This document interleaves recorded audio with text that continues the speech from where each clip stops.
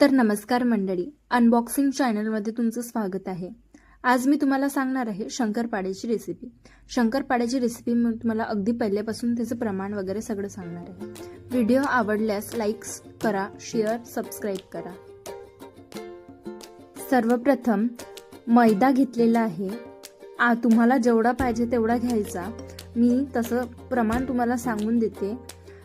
5.5 ग्लासला मी 3.5 glass साखर घेतली, म्हणजे मी 5.5 ग्लास मैदा घेतला होता। पहिले मैदा घ्यायचा आणि त्यामध्ये साखर मिक्स करायची। साखर घेतली होती मी 3.5 ग्लास, कारण की मैदा होता माझा 5.5 ग्लास। यावरून तुम्हाला अंदाज आलाच असेल।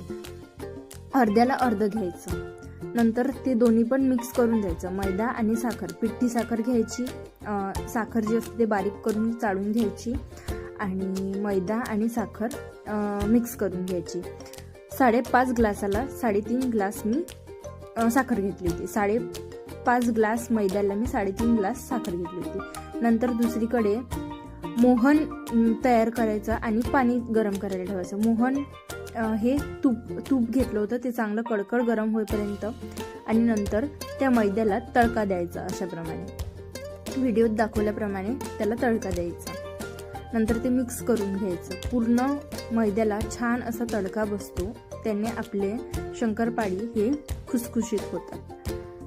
तर छान असं पूर्ण मिक्स करून घ्यायचा तो मैदा आणि तूप त्याच्यात टाकत जायचं। तसंच दुसरीकडे गरम पाणी ठेवून द्यायचं, म्हणजे जेणेकरून आपल्याला तो मळता येईल, ते पीठ मळता येईल। असं पूर्ण मिक्स करून घ्यायचं। व्हिडिओत दाखवल्याप्रमाणे छान असं हाताने सगळं मिक्स करून घेतल्यावर नंतर जे आपण गरम पाणी ठेवलेलं होतं ते गरम पाणी घ्यायचं। गरम पाण्याने हळूहळू छान त्याचा कणकीसारखा, जसे आपण चपाती लाटतो तसा गोळा तयार करून घ्यायचा। सगळं मिक्स करायचं। आपल्या पिठाला पहिलेच तडका बसलेला आहे, त्यामुळे काहीच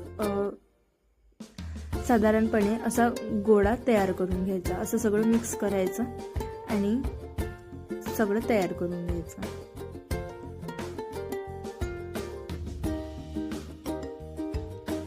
नंतर असा गोळा तयार करून घ्यायचा, नरम नरम, आणि त्याला झाकून ठेवायचं काही वेळासाठी। नंतर अशी पाती अशी हे करायची, लाटायची छान अशी, जशी आपल्याला लागते तशी गोल अशी पाती लाटून घ्यायची।